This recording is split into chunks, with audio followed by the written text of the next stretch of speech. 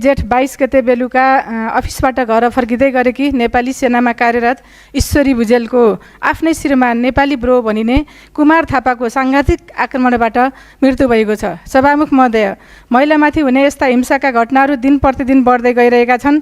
आफ्नै घरभित्र एउटी आमा, एउटी श्रीमती, छोरी, चेलीहरू सुरक्षित छैनन्। बलात्कार गर्ने, बलात्कारपछि हत्या गर्ने जस्ता जघन्य अपराधका घटनाहरू धेरैजसो आफन्तहरू र नजिकका नातेदारबाटै घटाइएका छन्। आज इनिसाबिका निर्मला पन्तहरूले न्याय पाइरहेका छैनन्। त्यस्तै कयौँ छोरी चेलीहरू जसले घर परिवार र समाजको इज्जतको डरले प्रहरीमा उजुरी दिन समेत पनि डराइरहेका छन्।